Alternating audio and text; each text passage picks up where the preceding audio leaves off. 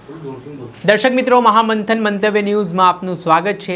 મહેસાણા જિલ્લાના વડનગર તાલુકાના શાહપુર વડ ગામમાં એક યુવકે ચોથા માળેથી પડતું મૂકીને જીવનનું અંત આણ્યું છે। આ ઘટનામાં જ્યારે પોલીસ પહોંચે છે, યુવકના ખિસ્સા તપાસવામાં આવે છે, ત્યારે એક સુસાઇડ નોટ મળી આવી। આ સુસાઇડ નોટમાં યુવકે જીવન ટૂંકાવતા પહેલાં પોતાની દીકરી અને પત્નીની પણ હત્યા કરી હોય તે પ્રકારનો મોટો ઘટસ્ફોટ થયો। આ ઘટનાના કારણે પોલીસ દોડતી થઈ હતી। હવે આ સમગ્ર ઘટનામાં જે શાહપુર વડ ગામનો વિસ્તાર આવેલો છે, ત્યાં આ જે યુવક છે તે પોતાના પરિવાર સાથે રહેતો હતો। ત્યારે થોડાક સમય પહેલાં કોઈ બાબતને લઈને યુવકની તેની પત્ની સાથે બોલાચાલી થઈ હતી, વિવાદ થયો હતો અને અવારનવાર પારિવારિક ઝઘડો ચાલતો હતો। આ મૃતક વ્યક્તિ છે તેના ઘરે તેની 2 જુડવા દીકરીઓ પણ છે।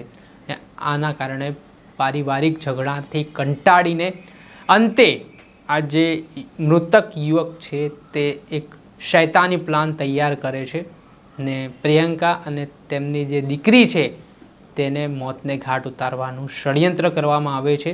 બંનેની હત્યા કરી દીધા બાદ તેને ઘરના નજીક જ દાટી દેવામાં આવે છે। જ્યારે પ્રિયંકાની કોઈ ભાળ મળતી નથી ત્યારે પ્રિયંકાના પરિવારજનો ચિંતિત થઈ જાય છે, જેમાં પ્રિયંકાના માતા પિતા છે તેમના જમાઈને પણ પૂછપરછ કરે છે કે પ્રિયંકાને નાની દીકરી છે તે દેખાતી નથી, ક્યાં ગઈ છે।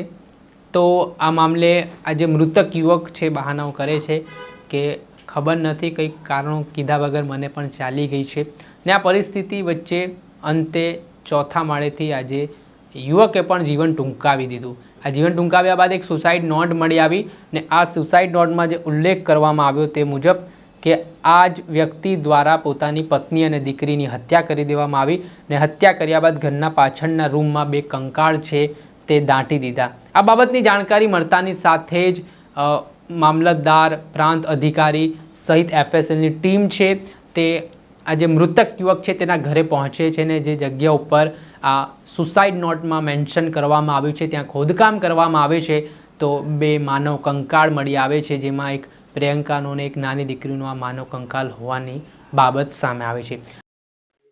સમગ્ર મામલો તારીખ 3/5/2026ના રોજ વડનગર સિવિલ હોસ્પિટલના ચોથા માળેથી ગિરીશભાઈ પરમાર નામના યુવકે ઝંપલાવીને આત્મહત્યા કરી। જે આત્મહત્યાના સંદર્ભમાં પોલીસે તપાસ હાથ ધરી અને તપાસમાં એમના ખીચામાંથી એક સુસાઇડ નોટ મળી આવે છે। સુસાઇડ નોટમાં એમને જણાવેલ છે કે જે શાહપુર વડ ખાતે તેમના મકાન છે, એમના ઘરની બાજુના મકાનમાં તેમને તેમની પત્ની તથા પુત્રીને 6 મહિના પહેલા મારીને ત્યાં દાટી દીધેલ છે। જેના અનુસંધાને આજ રોજ પોલીસે જે તે ઘરમાં તપાસ હાથ ધરી અને ત્યાંથી 2 કંકાલ રિકવર કરેલા છે। તપાસની આગળની પ્રક્રિયા ચાલુ છે। હત્યા કેમ કરી એ જાણવા મળ્યું? હાલ એ તપાસનો વિષય છે, પણ પ્રાથમિક દ્રષ્ટિએ પારિવારિક મામલો હોવાનું અત્યારે દેખાઈ આવે છે, પણ તપાસમાં જે આગળ હશે તે અમને જણાવવામાં આવશે। Thank you. કંપની શું ઘટના ઘટી છે, શું ફરિયાદ નોંધાઈ છે? તમે ફરિયાદ પ્રિયંકા ગુમ થઈ એની અમે કેટલા ટાઈમ પહેલા ગુમ થઈ હતી, શું થયું હતું? 6 મહિના 6 મહિનો પહેલા મેં પૂછ્યું હતું ભાઈને કે એ ભાઈનો ફોન આવ્યો મારા ઉપર 3 વાગે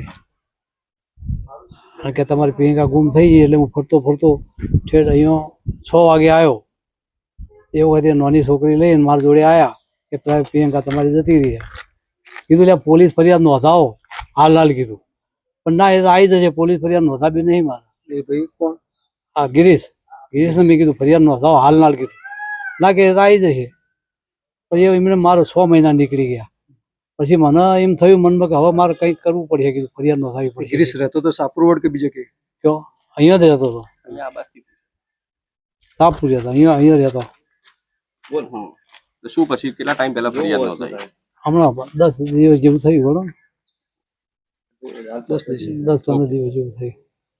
આ દ્રશ્ય જોઈને પરિવારજનોના પગ નીચેથી જમીન સરકી ગઈ હતી ને આ સમગ્ર ઘટના મામલે વડનગરના પોલીસ ઇન્સ્પેક્ટર MM દવે અને તેમની ટીમ દ્વારા દિવસ રાત ખડે પગે મહેનત કરીને આ હત્યાનો ભેદ ઉકેલી નાખવામાં આવ્યો ને આ ડબલ મર્ડરની ઘટના બાદ યુવક જે હત્યારો હતો તેણે પોતે જીવન ટૂંકાવી લીધું ને આ ઘટનાથી સમગ્ર વિસ્તારમાં ઘેરા પ્રત્યાઘાત પડ્યા છે।